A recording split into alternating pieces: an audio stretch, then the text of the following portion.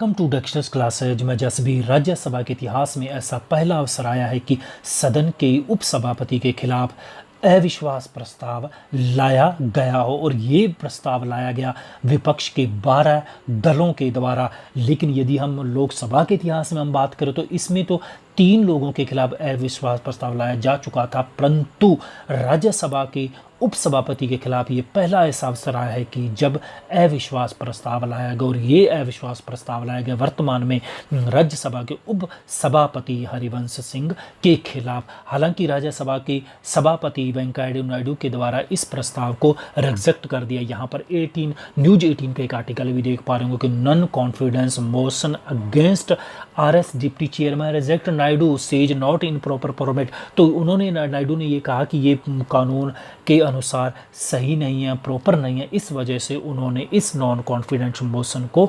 Reject कर दिया। अब ये जो 12 विपक्ष के दलों द्वारा ये अविश्वास प्रस्ताव लाया गया था, वो क्यों लाया गया था? उन्होंने ये कहा कि जो ये कृषि बिल राज्यसभा में लाए गए हैं, इसे पास करने में प्रॉपरली पार्लियामेंट्री प्रोसीजर को फॉलो नहीं किया गया है, उनका वो लेट किया गया है। इसी मांग के आधार पर 12 विपक्ष के दलों द्वारा अविश्वास प्रस्ताव को हरिवंश सिंह के खिलाफ लाया गया। तो फ्रेंड्स, आज के वीडियो में इसी टॉपिक पर हम बात करेंगे और देखेंगे कि राज्यसभा के उपसभापति के पास क्या क्या अधिकार हैं और किन किन अधिकारों का उन्होंने उल्लंघन किया, जिस वजह से ये हम बात करें कि ये अविश्वास प्रस्ताव है। तो बने रहेगा वीडियो में आगे बढ़े उससे पहले निवेदन है कि यदि चैनल को सब्सक्राइब नहीं किया है तो चैनल को सब्सक्राइब कर लीजिएगा। सबसे पहले हम बात कर लेते हैं कि जो सभापति और उपसभापति का प्रावधान की यदि हम बात करें तो देखिए, राज्यसभा के अनुच्छेद 89 के अनुसार, राज्यसभा में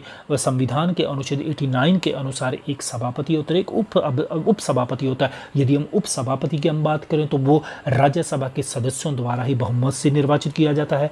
लेकिन सभापति पदेन होता है, अध्यक्ष होता है, यानी कि वो उपराष्ट्रपति होता है। तो उपराष्ट्रपति का चुनाव लोकसभा और राज्यसभा के सदस्यों द्वारा चुना जाता है। और यदि हम उपसभापति की बात करें तो उपसभापति सभापति की अनुपस्थिति में सभापति के रूप में संपूर्ण कार्य करता है, सदन की संपूर्ण कार्यवाही को संचालन करता है और उस वक्त उसके पास सब सभापति की ही संपूर्ण शक्तियाँ होती है। और उपसभापति सभापति के प्रति उत्तरदायी नहीं होता, उसके अधीन नहीं होता, बल्कि सिर्फ और सिर्फ वो राज्यसभा के प्रति उत्तरदायी है, क्योंकि वह राज्यसभा का सदस्य ही होता है।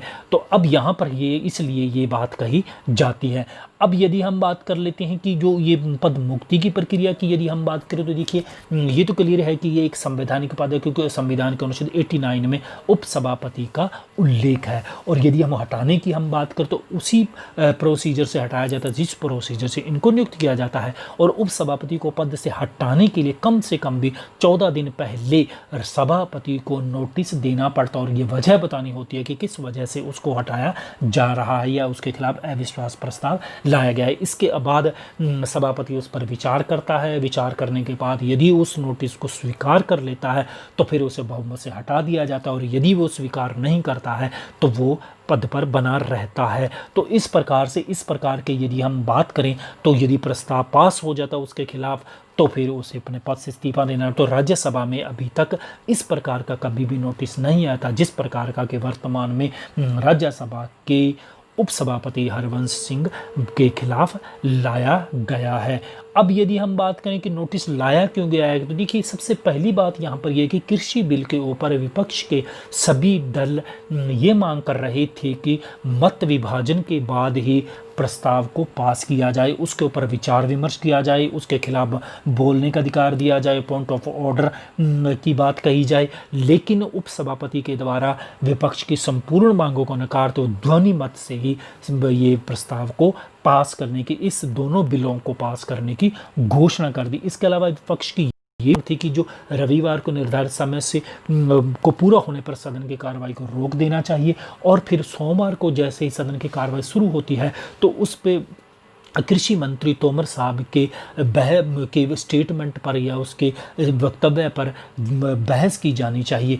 और उपसभापति से विपक्ष के दलों ने ये भी मांग की थी कि विपक्ष को भी पूर्व बिल के ऊपर अपना बोलने का, उसके खिलाफ आवाज़ उठाने की भी का अधिकार दिया जाना चाहिए, उन्हें अवसर दिया जाना चाहिए। लेकिन उपसभापति के द्वारा उसे भी नकार दिया गया। और फिर विपक्ष के लोगों ने ये कहा कि उपसभापति संवैधानिक प्रोसीजर का फॉलो नहीं कर पा रहे हैं, संवैधानिक नियम कायदे कानूनों का उल्लंघन कर रहे हैं और उन्हें दबाया जा रहा है। तो इनके आधार पर, इसके अलावा पॉइंट ऑफ ऑर्डर की हम बात करें, इसके अलावा कृषि विधेयकों के खिलाफ बोलने की मांग की हम बात करें, तो तमाम इस प्रकार के आरोप लगाए गए विपक्ष के द्वारा उपसभापति के खिलाफ। तो इन मांगों के आधार पर उनके खिलाफ इस प्रकार का अविश्वास प्रस्ताव लाया गया। अब यदि हम बात करें नियमों की, हम बात करें, देखिए संविधान के अनुच्छेद 89(2) में स्पष्ट रूप से उपसभापति के संबंध में नियमों का प्रावधान दिया गया है, और जिसमें यह कहा गया कि 91(1)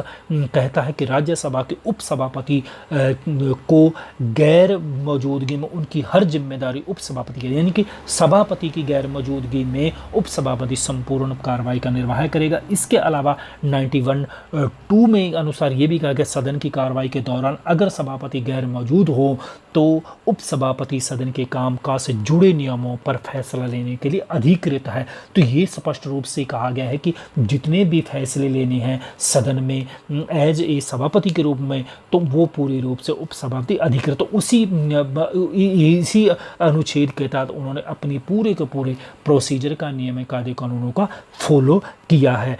तो इस वजह से, और फिर ये 92(1) ये भी कहता है कि अगर सभापति या उपसभापति को पद हटाने के संबंध में कोई प्रस्ताव विचाराधीन हो तो सदन के कामकाज की अध्यक्षता नहीं करेंगे। तो इस प्रकार से, हालांकि इनको बाद में कार्रवाई से अलग कर दिया गया था इस नियम के तहत, परंतु यदि हम राज्यसभा के उपसभापति की हम बात करें तो उन्होंने सभापति के पद पर काम करते हुए उन्होंने पूरी रूप से अपने कायदे कानूनों का पूरी तरह से पालन करते हुए अपने अधिकारों का, उन नियमों के ऊपर ही फैसला लिया। तो इस प्रकार से हम नहीं कह सकते उन्होंने इसका उल्लंघन किया है। तो इस प्रकार से ये बात कही जा रही है कि उन्होंने नियमों का उल्लंघन किया है। इसके अलावा यदि हम अब तक के लोकसभा के 3 स्पीकरों की हम बात करें तो वो कौन कौन से थे, तो इस प्रकार से 1954 में पहले जो हमारे लोकसभा स्पीकर जीवी मावलंकर साहब, उनके खिलाफ प्रस्ताव लाया गया, तो ये भी प्रस्ताव का स्वीकार कर दिया। इसके अलावा 1966 में लोकसभा के